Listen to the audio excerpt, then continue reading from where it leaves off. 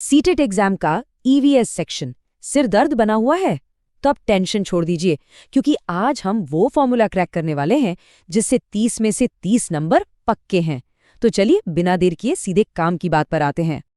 EVS में पूरे के पूरे 30 नंबर सपना लगता है? बिल्कुल नहीं, यही तो हमारा टारगेट है ना? और अगर ये आपका भी टारगेट है तो समझ लीजिए कि बिल्कुल सही जगह आ गए हैं। अगले कुछ मिनटों में हम इसी टारगेट को हिट करने का एकदम पक्का तरीका जानने वाले हैं।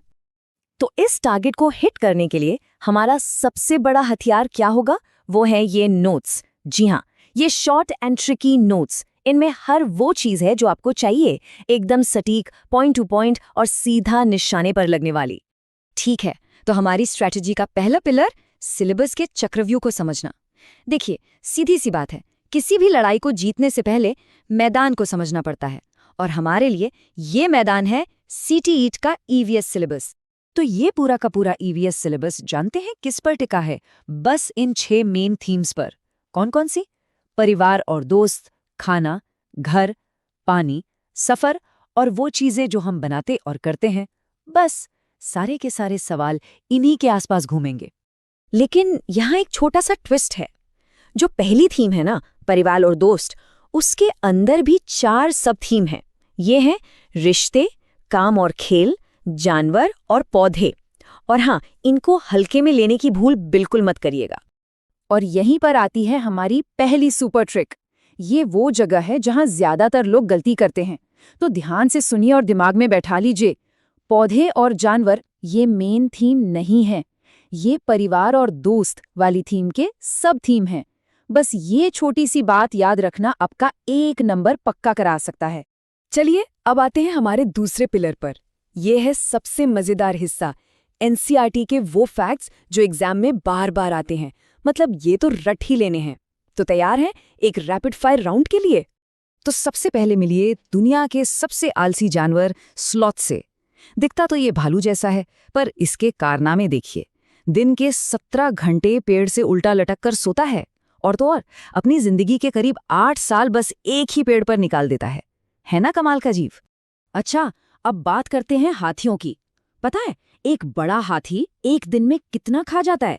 100 किलो से भी ज्यादा पत्ते और झाड़ियां। और सोता कितना है? बस 2 से 4 घंटे। और सबसे जरूरी बात जो याद रखनी है वो ये कि हाथियों के झुंड की लीडर हमेशा सबसे बुजुर्ग हथनी होती है। और अब बारी है टाइगर की। इसकी सुपर पावर जानते हैं क्या है? ये रात के अंधेरे में हम इंसानों से 6 गुना बेहतर देख सकता है। और इसकी मूंछें वो सिर्फ स्टाइल के लिए नहीं है, वो हवा में हुए जरा से भी कंपन को महसूस कर लेती हैं, जिससे इसे शिकार का पता चल जाता है। तो ये तो हुई जानवरों की बात। चलिए अब कुछ खास पौधों से भी मिल लेते हैं। पहला है निपेंथिस, जिसे हम घटपर्णी या पिचर प्लांट भी कहते हैं। ये हमारे भारत के मेघालय में पाया जाता है और ये कीड़े मकोड़ों का शिकार करता है। दूसरा है रेगिस्तानी ओक, जो ऑस्ट्रेलिया में मिलता है। इसकी खास बात यह है कि इसकी जड़ें पानी की खोज में बहुत बहुत गहरी चली जाती हैं और ये अपने तने में पानी जमा करके रखता है। अब बात करते हैं घरों की, यानी आवास की। देखिए कितनी मजेदार बात है कि जैसी जगह वैसा घर। सोचिए, असम में जहां बहुत बारिश होती है, वहां घर जमीन पर नहीं बल्कि बांस के खंभों पर 10-12 फीट ऊंचे बनाए जाते हैं। वहीं लेह लद्दाख में जहां कड़ाके की ठंड पड़ती है, वहां पत्थर के 2 मंजिला घर होते हैं। नीचे की मंजिल पर तो खिड़की भी नहीं होती। और राजस्थान की गर्मी से बचने के लिए मिट्टी की मोटी मोटी दीवारें और कटीली झाड़ियों से बनी छतें। सांपों के बारे में ये 2 फैक्ट्स तो बिल्कुल रट लीजिए। नंबर 1, भारत में जहरीले सांप सिर्फ 4 तरह के होते हैं: कोबरा यानी नाग, करेत, रसल्स वाइपर जिसे दुबुइया कहते हैं, और सॉ स्केल्ड वाइपर यानी अफाई। और नंबर 2, सांपों के बाहरी कान नहीं होते, वो सुनते नहीं हैं बल्कि जमीन पर हो रहे कंपन को महसूस करते हैं। अब एक हैरान करने वाला फैक्ट, ये नंबर देखिए, 300 ग्राम। जानते हैं ये क्या है? ये है मृत सागर यानी डेड सी के सिर्फ 1 लीटर पानी में नमक की मात्रा। 1 लीटर पानी में 300 ग्राम नमक। इसी वजह से ये दुनिया का सबसे नमकीन सागर है। और इसका पानी इतना खारा है कि कोई भी इसमें डूबता नहीं है, बस ऊपर तैरता रहता है। हिस्ट्री से एक नाम है जो बार बार एग्जाम में आता है, अल बिरूनी।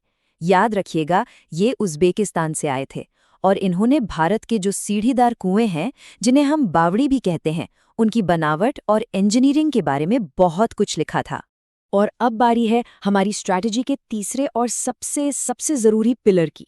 ये है पेडागोजी, यानी शिक्षण शास्त्र। देखिए, 15 सवाल सीधे सीधे यहीं से आते हैं, तो यहाँ पर पूरा फोकस चाहिए। तो पेडागोजी में सबसे पहला कॉन्सेप्ट है इंटीग्रेटेड ईवीएस या एकीकृत ईवीएस। इसका मतलब बहुत सिंपल है।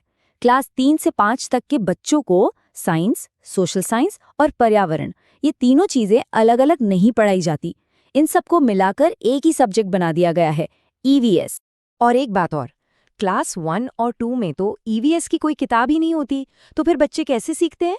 उन्हें भाषा यानी लैंग्वेज और गणित यानी मैथ्स के जरिए ही पर्यावरण के बारे में सिखाया जाता है। अब मैं आपको बताने वाला हूँ वो मास्टर ट्रिक, जिससे पेडागोजी का कोई भी सवाल गलत नहीं होगा। जब भी आपको ऑप्शंस में ये शब्द दिखें, फील्ड ट्रिप यानी क्षेत्र भ्रमण, हैंड्स ऑन एक्टिविटी यानी खुद करके सीखना, या एक्टिव चाइल्ड यानी सक्रिय बच्चा, तो 99% चांस है कि वही आपका सही जवाब है। और दूसरी तरफ अगर आपको डेफिनेशन यानी परिभाषा, रोट लर्निंग यानी रटना, ओनली यानी केवल या लेक्चर जैसे शब्द दिखें, तो उस ऑप्शन से बचकर निकलना है। तो ये थे हमारे 3 पिलर्स। अब इन सबको एक साथ जोड़ते हैं और बनाते हैं हमारा जीट का फॉर्मूला। तो 30 में से 30 लाने का हमारा 3 स्टेप फॉर्मूला क्या है? बहुत सिंपल। स्टेप 1, सिलेबस के स्ट्रक्चर को समझो। स्टेप 2, जो सबसे ज़रूरी फैक्ट्स हैं उन पर पकड़ बनाओ। और स्टेप 3, पेडागोजी का कोड क्रैक करो। बस यही है पूरा गेम प्लान। और जैसा कि हमने एकदम शुरू में कहा था, इस गेम प्लान को पूरा करने के लिए आपका सबसे बड़ा हथियार है ये शॉर्ट एंड ट्रिकी नोट्स। इनमें सब कुछ है बिल्कुल कंसाइज तरीके से। तो अब आप जानते हैं कि आपका सबसे बड़ा हथियार क्या है। सवाल अब ये है कि आप इसका इस्तेमाल कैसे करते हैं। तो जाइए, इस फॉर्मूले को अपनाइए और एग्जाम में अपना बेस्ट दीजिए।